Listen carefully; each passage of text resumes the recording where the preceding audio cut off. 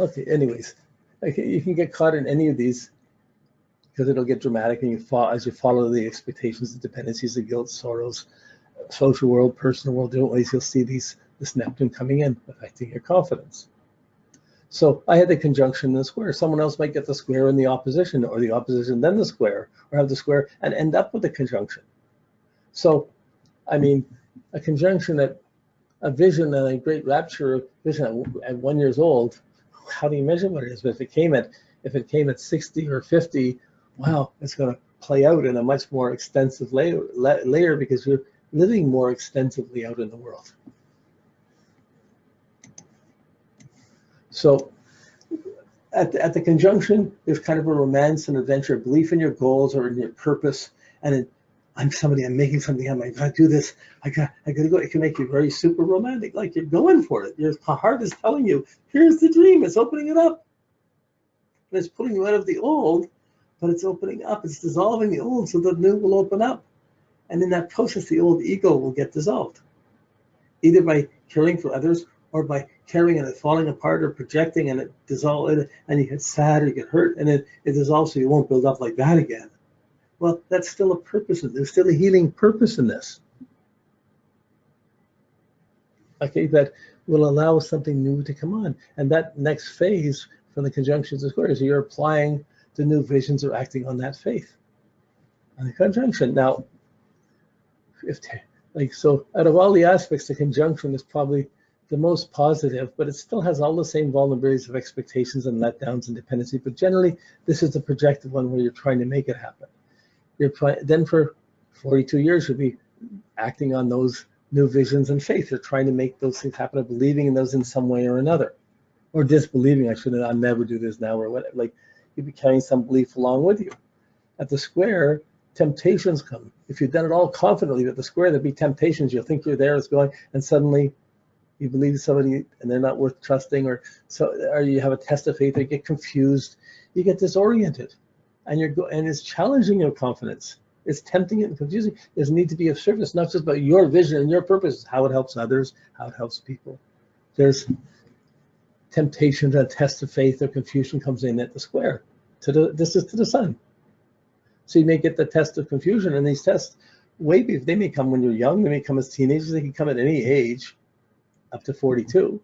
One of these is going to happen somewhere in the first 42 years of your life. For a couple of years. It'll be your confusing, evasive, crazy couple of years.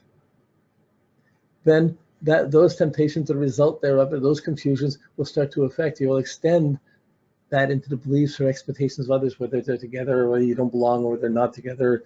Which, whenever we say should, there's a guilt involved with it. It should be this, there's a confusion, there's a guilt. This is Neptune factors. The self-righteous, making someone guilty and believing you're better than other people. This is all Neptune things. Where's the balance? Where's the standard? Just being able to be content with who you are. Where is the simplicity? Humility. Whoa. So these will always test our humility. It's very difficult to be humble when Neptune's hitting, although often it's the only solution to the crazy chaos or the confusions that are going on. At the opposition, it's more distinct. There's the opposition to your sun, the sorrows and confusion, the unreliable goals. Your beliefs are out away from your sun and not reinforce it. You can get involved in a cult, help other people too much, be dedicated to someone else too much, and it can let you down. It can be a one-sided relationship. Any one of these can involve drugs or alcohol to try and escape something. If you're born with difficult Neptune moon or Venus moon or Venus Jupiter and Neptune, you're going to probably have weight problems, and any one of these Neptune factors is going to will increase. It can increase the weight incredibly, or make someone very almost anorexic, go down. I believe that they can go almost the other way. But usually it's an increasing of things. Putting on weight, if there's tumors in a person, the tumors tend to grow under Neptune, not dissolve. It takes special work to try and counter that. So they can be therapeutic times, but the confusion, you're often dependent and reliable on other people. You're trusting other people's goals more than your own. Oh, they're better than me. I'll never be good enough, so I'll just align here. And what is the expression? False modesty is an obstacle on the spiritual path. So it's healthy to be humble going around with Neptune. But if you're being falsely modest, you're putting yourself down more than is true, then you're lying to everyone that met. And that's still a Neptune factor. Puzzles. Can't define it. We're just trying to walk in and out to the fog, the confusion, the ways it might manifest or show. And then, so from the opposition to the square, if you have that, so suppose that sorrow confusion hits you when you're 12 years old or 15, 16 years old. Wow, you're going to be 54 before you get to the next temptation. It's going to affect a long time in your life. That puzzle, that sorrow, that confusion will be there. And it'll take time to recover from it. At the same time, the great sorrows are what drive some people to accomplish great dedications and achieve great works for others. So the idea of sacrifice and dedication can get squeezed out of these things. But once you had these difficult sorrows, you wouldn't wish them on other people, but you could try and help people that have had these problems. So it makes a difference which one you get first, and only half of the people, not even half, maybe a quarter of the people, a third of the people will get a conjunction to the sun from Neptune at one time in their life, at some time in their life. And the same way, about a third to a quarter may only get the opposition. But any one of these, you're not gonna get really off. When it comes, it's a hugely disorienting thing. And if you're going towards it, if you see it coming, knowing astrology, you can see there's a test of belief and a test of faith. Challenging your belief and your visions and your goals is going to be affecting your confidence in your goals. And so you got to work how to keep self-reliant, how not to get overextended, how not to be too restrictive and too narrow, how to build up that trust or faith to be able to do something. And often it comes from dedication or from a creative vision. Someone sees a vision for a movie or for a great work or a great writing. Those things can come under Neptune visions, the romantic, idealized visions. But under Uranus, you get the shocking, exciting things. Under Pluto, you get the really confronting, scary things. But Neptune is the belief things, the evasive, the Lord of the Rings, the perfect Neptune thing. You have Gandalf the wizard being Neptunian. Then you have the hobbits being Neptunian. Then you have Gollum, the corrupted one. They're all Neptune factors working through this dream.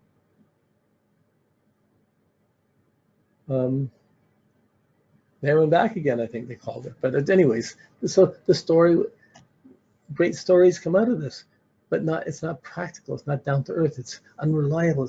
It's confusing. It's dedicated. So as people are going into this, I try to get them to be prepared.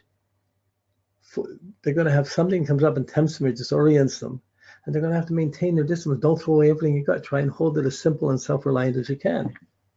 Sometimes you don't have the rent and suddenly you're traveling, or you don't have a place for a year or two. You could be on the street, or you could be caught in a one-sided relationship, or caught in 2 or 3 relationships, and it's all being blamed. Like so many ways, the expectations and the sorrows and confusions can come up. Okay. Let's see.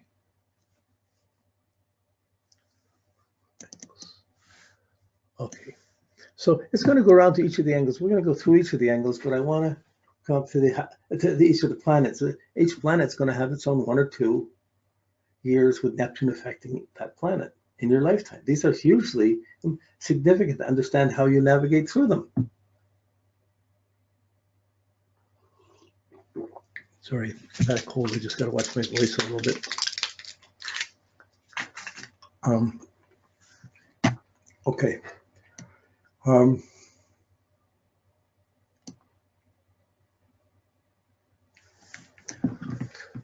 Now, okay, so wherever Neptune is, you may have Neptune below your horizon all your life in a subjective world of fantasy and dreams, or of faith. You may have Neptune above your house, and it's about belief in social world and positions and what you're supposed to do and how you'll be involved in. Neptune could be above the horizon or below for a long time. If it's going to go over the ascendant or descendant, it's changing from being above the horizon to being below.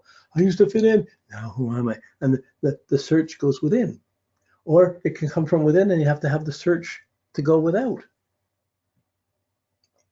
But that's a huge shift if it's good, and it's really disorienting, confusing. When you believe you fit in somewhere and suddenly it doesn't, and you're having to rely on yourself below and personal things, not on the social things. So by the time that happens, You're being reoriented from outside to inside, but your mind's used to being outside, thinking about things, and it's happening, but it takes a while for your mind to go through a few cycles to get used to, whoa, I am actually here. In the meantime, it's still trying to go on the old patterns. So that's the first thing. Above or below the horizon, Neptune will be, 82 years in one half or the other half. Or it will be 82 years on the rising half of your chart where you're projecting it. This is the rising from the ICT ascendant. This is a part of your chart that's rising. So if Neptune's on that half of your chart natally, you start projecting your visions. However personally or however mine is below the horizon rising. So I project my visions subjectively, and I relate to them and do everything I can with it, and then I try and project it out and find out who believes it, who doesn't, or it doesn't fit in, or I see how naive I am, but I'm still projecting it. But wherever it is, you're going to do that to some degree from Neptune in your natal chart, and that's going to start moving along. And so if it's on the projected side, you're projecting your vision. If it's on the setting side, Neptune's on your setting side of your chart, you're reacting to the visions of others. You're responding in your vision, you're reacting. Instead of instigating, you're reacting. I believe in you. You believe in me. I believe in you. Or like, wait, wow. You can go, it's hard to see the edges of each of these, but there's a big distinction there between it happening to you or you're making it happen. It doesn't mean someone with their sign in Neptune and in the 7th or 8th house, Neptune comes over, they're still going to run into the romance, but still there'll be an element of it happening to them more than they're making it happen. They can feel it, but it's happening.